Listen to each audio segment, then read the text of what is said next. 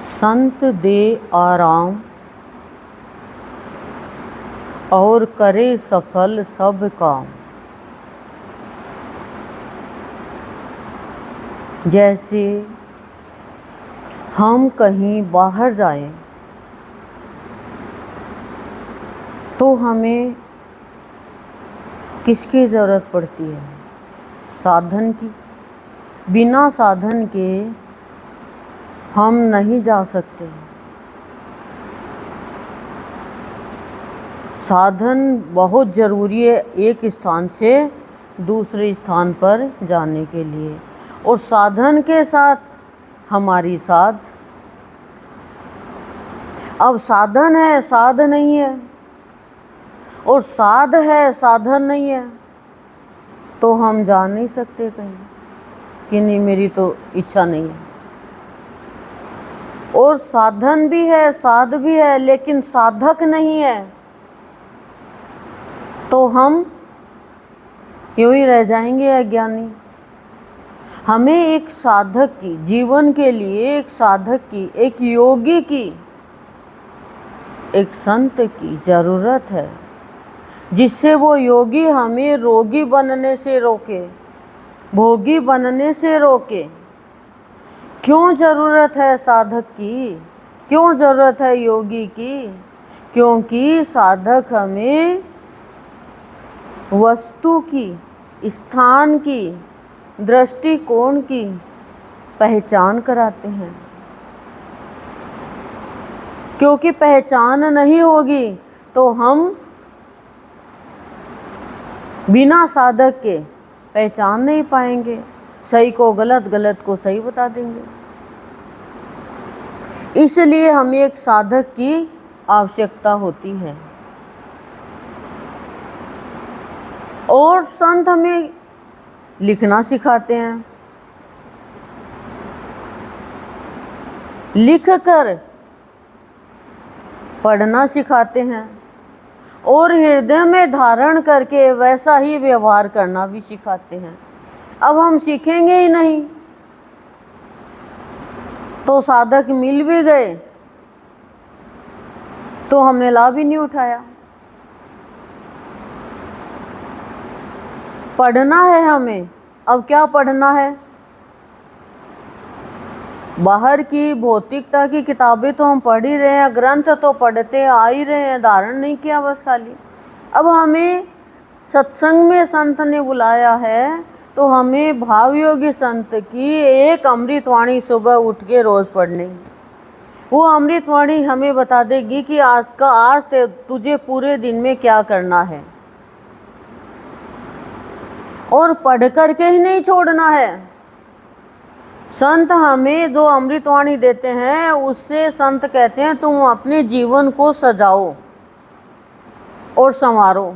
मैं सजाना संवरना सिखाता हूँ अमृतवाणी के माध्यम से, संत मणि के माध्यम से, साहित्य के माध्यम से, भजन के माध्यम से। हम भगवान के जितने भजन है, भाव है, अमृतवाणी लिखते हैं तो वो लिखना किसके काम आएगा? उससे हमारा भाग्य लिखा जाता है। अब लिखना किसी को नहीं आता है तो लखना सीख लो, धारण करना सीख लो। लिखना और लखना दोनों एक ही बराबर है। और हम बहाना ही बना ले, हमें तो लिखना नहीं आता है तो हम कुछ सीखेंगे ही नहीं। तो तुम्हें लिखना तो रोटी भी नहीं आता है, फिर रोटी क्यों खाते हो? तुम्हें लिखना तो पानी भी नहीं आता, फिर पानी क्यों पीते हो? बताओ, क्या तुमने लिख लिख के सीखी है ये दुनियादारी के व्यवहार की बातें? तो फिर भगवान की बात सीखने के लिए ये बहाना नहीं चलेगा कि हमें लिखना नहीं आता, हमें पढ़ना नहीं आता, हमें बोलना नहीं आता। आता है, तुम यहाँ आते हो तो आता है, नहीं तो कैसे आएगा बताओ? इतना निराला हमें संत मिल गया। हमें अच्छे बुरे का ज्ञान कराते हैं, भले बुरे का ज्ञान कराते हैं।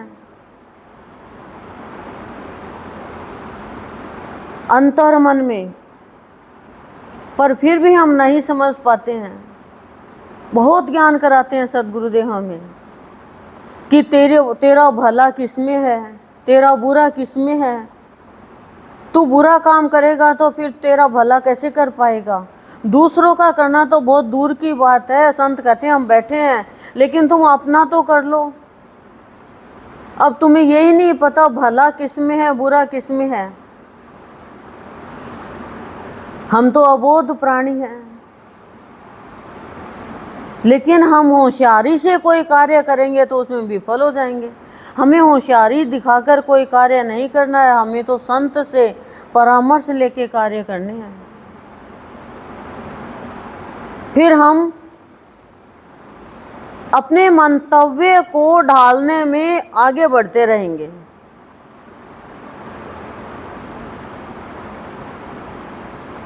कोई भी हमें लक्ष्य प्राप्ति में रोक नहीं सकता। फिर कोई की ताकत नहीं है। कहने का तात्पर्य फिर कोई भी प्राणी अपने लक्ष्य से वंचित नहीं रहेगा। हमें संत के साए में रहकर भली भांति हर कार्य सक्षम करने में सक्षम हो जाते हैं। हर कार्य करने में हर प्राणी सक्षम हो जाता है। कौन? जो संत के साए में रहता है। संत कमजोर तो रहने नहीं देते ना। पकड़ा है संत ने किसे? हमें। हमारे अंदर कुछ विशेषता योग्यता देख कर ही तो पकड़ा है। अब संत ने हमें पकड़ तो लिया, और ऐसे पकड़ लिया संत ने जैसे सांप को चिमटे से पकड़ते हैं, जैसे बिच्छू को पकड़ते हैं। ऐसे हम तो विषैले थे, देखा जाए तो खाने को आ रहे थे। क्रोध विष ही तो है। क्या है क्रोध? मोह है, ईर्ष्या, ये विष है। और विषयों में जा रहे थे और किसी से डर नहीं रहे थे। देख लेंगा मरांगा जद, मरना तो सब नहीं है, जीते जी तो सुख से रवा। ये तो हमारी सोच थी। अरे मरना है तो खा पी के तो मरे, ये तो सोच थी हमारी। लेकिन सोच तो बदल दी ना संत ने। खाना पीना तो ही, और भी अच्छा खाना पीना, कितना आराम। क्यों? संत आए और मन को आराम नहीं मिले, ऐसा तो हो ही नहीं सकता। अब हमें क्या करना है? हमें संत ने पकड़ा है हमारी योग्यता को देख करके।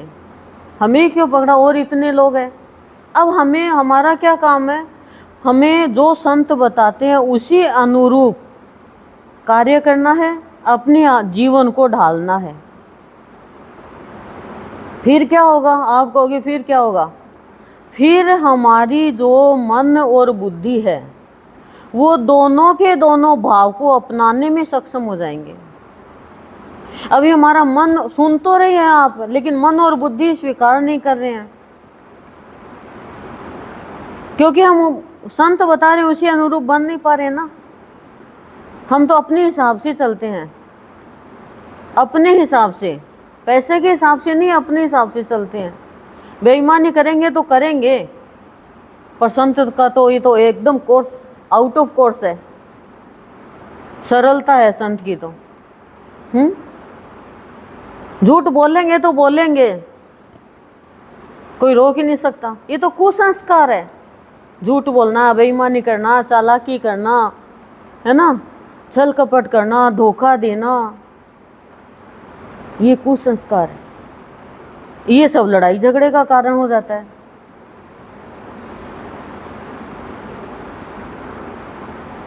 फिर जीवन में अशांति हो जाती है। तो फिर हम संत के अनुरूप तो नहीं चल पाए ना। संत जो बता रहे हैं, सुबह 2 अमृतवाणी में बताते हैं, इतना प्रवचन में बताते हैं, इतना संत मणि में बताते हैं, तभी तो हमारी मन और बुद्धि ले नहीं पा रही है। मन और बुद्धि भाव को अपनाएगी, फिर सब बातों को छोड़ देगी, अभाव की बातों को। मन और बुद्धि दोनों के दोनों, ये दोनों अपना लेंगे भाव को, तो फिर भाव प्रसार में मन बुद्धि दोनों साथ देंगे। दोनों मन बुद्धि साथ देंगे ना तो बहुत आनंद आएगा। मन बुद्धि साथ नहीं दे रहे, खाली मन डरा रहा है, बुद्धि निर्णय दे रही है। लेकिन जिस प्राणी को सत्संग की गाड़ी में बैठकर सफर करना आ गया, साधन है ये सफर करने का। मैंने पहले क्या बताया, साधन चाहिए कहीं जाने के लिए। अब हमें भगवान से मिलना है, निर्वाण पद प्राप्त करना है, तो गाड़ी में तो बैठना पड़ेगा यहाँ से दूसरी जगह जाने के लिए। वो गाड़ी क्या है? सत्संग की। अब ध्यान क्या रखना है सफ़र करते टाइम? भाई आपको सफ़र में बहुत लोग मिलते हैं, गाड़ी में बैठते हो, बस में बैठते हो तो बहुत लोग मिलते हैं, अनजान भी मिलते हैं, आपको अच्छी अच्छी बात भी करेंगे।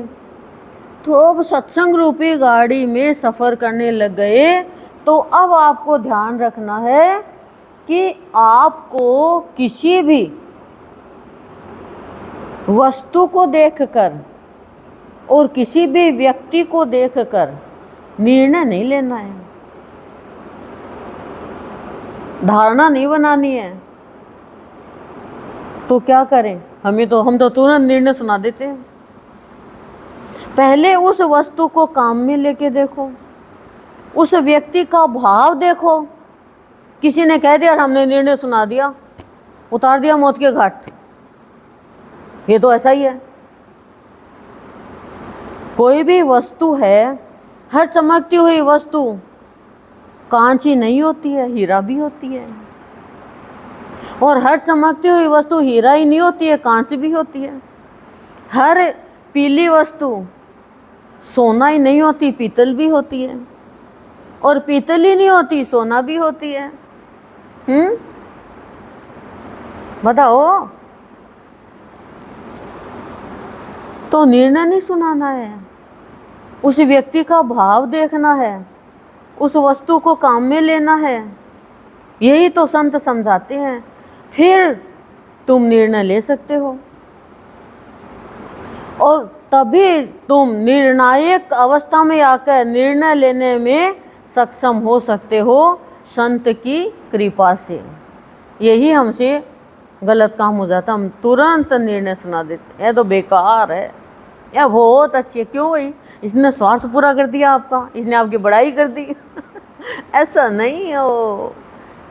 संत कृपा से निर्णायक अवस्था में आ जाओगे, निर्णय लेना आ जाएगा, तुरंत नहीं। ये जीवन में जो उतारा है वो मैंने आप वाणी से आज उतार दिया। अब आप उतार लोगे भाई, एक प्रश्न का उत्तर उतार लिया कॉपी में, वो अपने जीवन में उतार लोगे तो तार जुड़ जाएगा और उद्धार हो जाएगा। यही तो छोटी छोटी हम गलतियां करते हैं और लक्ष्य तक पहुंचने में असक्षम हो जाते हैं, सक्षम नहीं होते हैं। ओम शांति ही शांति ही शांति ही शांति।